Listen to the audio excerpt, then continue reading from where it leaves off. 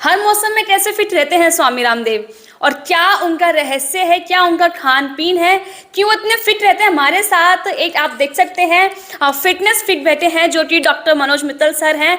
बिल्कुल आप देख सकते हैं, बिल्कुल हूबहू हैं और काफ़ी करीब भी हैं, क्योंकि अक्सर ऐसा होता है कि मनोज सर जो हैं वो भी रामदेव सर के यहाँ जाते हैं और वो भी यहाँ पे आ चुके हैं, तो कई बार देखा भी जाता है, साथ में भी देखा गया है। और क्या राज है कि काफ़ी करीब से जानते हैं। तो सर क्या राज है उनकी फिटनेस का और आपकी फिटनेस का भी?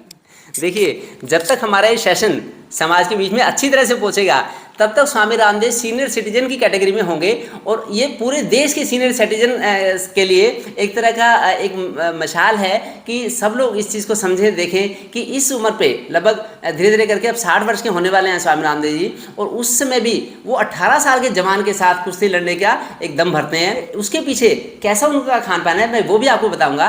कैसा खाना एक आम देश के लोगों को खाना चाहिए। जो लोग 3-3 टाइम खाना खाते हैं वो लोग बीमार होते हैं और वो डॉक्टर के पास जाके एडमिट होते हैं, और स्वामी रामदेव जी लगभग 1.5 टाइम खाना खाते हैं, 1.5 मील लेते हैं स्वामी रामदेव जी। जो मैं गया हूँ, मैंने देखा है, यहाँ पे भी रह चुके हैं स्वामी रामदेव, हमारे घर में भी रह चुके हैं, और मैं भी वहाँ पे कई बार जाता हूँ। मेरे को अपने पास बैठा के खाना खिलाते हैं स्वामी रामदेव, क्योंकि मैं 17 साल से उनके साथ जुड़ा हुआ हूँ। तो उनका मैं एक एक खान पान बताऊँगा, सुबह से लेकर शाम तक का खाने का शेड्यूल आपको बताऊँगा। सुबह अर्ली मॉर्निंग में अगर मैं बात करूँ तो वो लगभग 3-3:30 बजे उठते हैं स्वामी रामदेव। तो उसमें 1 गिलास पानी में लगभग 2 चम्मच आंवले का रस, 2 चम्मच एलोवेरा का रस लेते हैं, जो बॉडी को डिटॉक्स करते हैं। और वो तो गोमूत्र लेने में भी परहेज नहीं करते।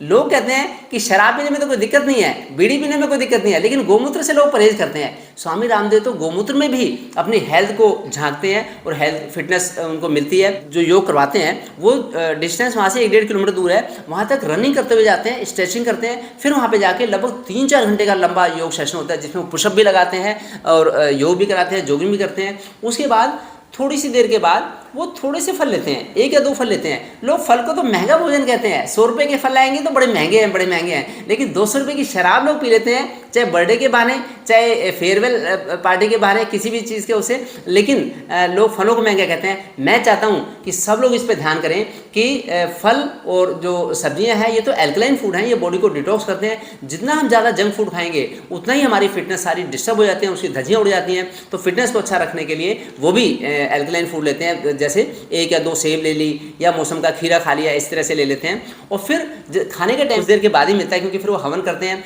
या फिर जो उसके लिए डिफरेंट टीवी सीरियल्स के लिए भी उनको, जी टीवी वगैरह के लिए भी उनको रिकॉर्डिंग करनी होती है। खाने में क्या लेते हैं स्वामी रामदेव, जो मैंने उनके साथ देखा, इतना बार मैं गया हूँ वहाँ पे, 2 रोटी होती हैं लगभग, 1 सब्जी होती है, 1 दाल होती है, चावल भी अक्सर वो लंच में लेते हैं, और पानी लेते हैं। पानी भी जो मैं देखा मैंने वहाँ पे कि अगर वैसे जो पतंजलि में पानी मिलता है तो हर तरह के लोगों के लिए अलग अलग प्रकृति के लोगों के लिए अलग अलग तरह का पानी होता है। वात प्रकृति, पित्त प्रकृति, कफ प्रकृति, किसी को बीपी है तो उसको कौन सा पानी पीना है, किसी को जोड़ों में दर्द है तो उसको एलोवेरा का पानी पीना है, किसी को जावित्री वाला पानी पीना है, किसी को दालचीनी का पानी पीना है। हाँ, अपनी प्रकृति के हिसाब से या रोग के हिसाब से लोग पानी पीते हैं। तो इस तरह से भोजन लेते हैं। लंच की अगर बात करें तो फिर दिन भर स्वामी रामदेव बिजी रहते हैं, 4-5 घंटे 6 घंटे बहुत बिजी रहते हैं वो, क्योंकि डिफरेंट स्टेट से लोग उनसे मिलने आते हैं, तो बड़ा बिजी शेड्यूल होता है। तो उसके बाद अगर डिनर की बात करें तो डिनर में स्वामी रामदेव आधा ही मील होता है उनका,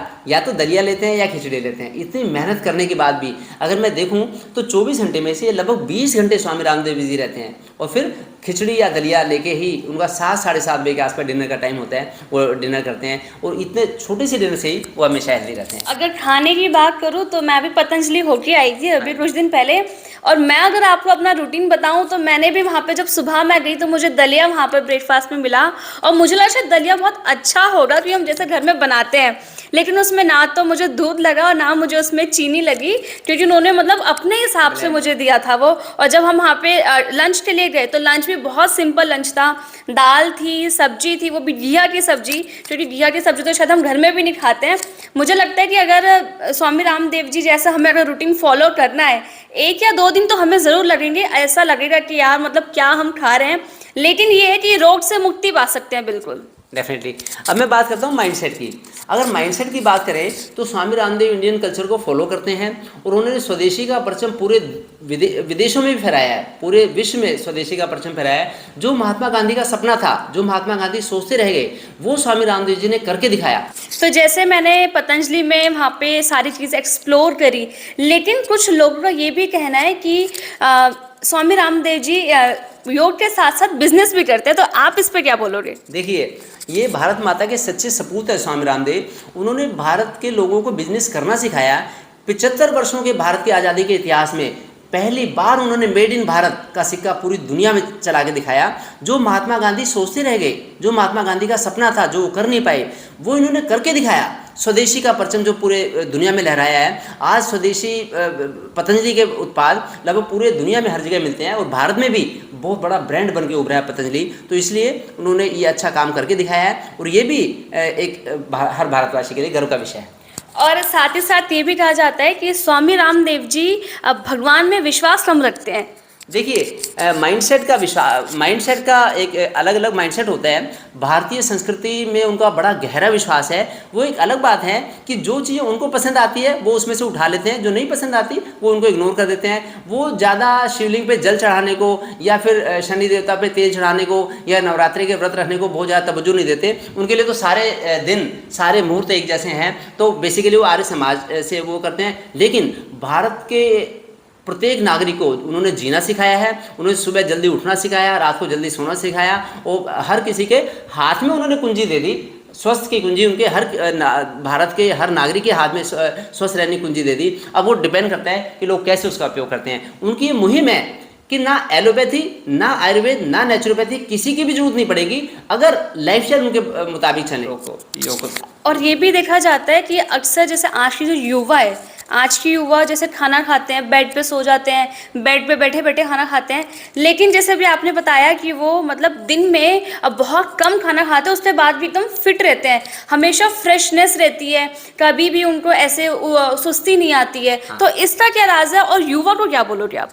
देखिए, 4 घंटे की नींद से स्वामी रामदेव जी कितनी अच्छी ऊर्जा ले लेते हैं। लगभग 11 भी सोते हैं रात को और सुबह 3 बजे उठ जाते हैं। 4 घंटे की नींद, ये पूरा उनके 100% उनके सात्विक भोजन के ऊपर डिपेंड करता है। जहाँ मैं दिल्ली यूनिवर्सिटी गया था तो दिल्ली यूनिवर्सिटी एक बार मेरे को जाने का मौका मिला तो सारे बच्चे वहाँ पे बैठे बैठे पिज़्ज़ा, बर्गर, कोल्ड ड्रिंक, ऐसा वैसा ये सारा फास्ट फूड खा रहे थे, जंक फूड खा रहे थे। उन्हीं को सुस्ती रहती है, रात को तो बड़ा लेट तक जगते रहते हैं और सुबह वो 8-8 बजे तक सोए रहते हैं, 9-9 बजे तक सोए रहते हैं। विदेशी कंपनियों के पैकेज के चक्कर में पड़ के जो भारत माता के सपूत सुबह 10-10, 11-11 बजे तक सोए पड़े रहते हैं, वो अपनी जो बायोलॉजिकल क्लॉक है उसको डिस्टर्ब कर रहे हैं और उसी से यही उनमें से काफ़ी सारे लोगों के मोटापे का कारण है, पीसीओडी का कारण है, फैटी लीवर का कारण है, कब्ज का कारण है और यही काफ़ी सारे लोगों की इनफर्टिलिटी का भी कारण है। तो मैं चाहता हूँ कि सारे भारत माता के नौजवान अपने बायोलॉजिकल क्लॉक को मेंटेन रखें, सुबह जल्दी उठें, रात को जल्दी सोएं।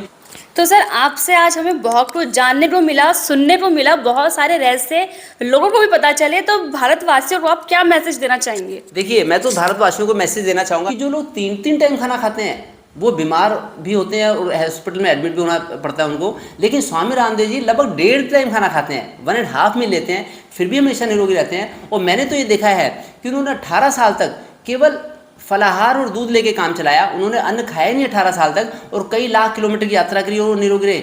मैंने तो भगवान राम के बाद पहली बार किसी व्यक्ति का नाम सुना है जिसने कि बिना अन्न लिए केवल फलाहार लेके 18 साल तक काम चलाया। तो इसलिए हर कोई अपने खाने पीने पे अंकुश रखे, अपनी हेल्थ को अपनी मुट्ठी में रखे। Thank you.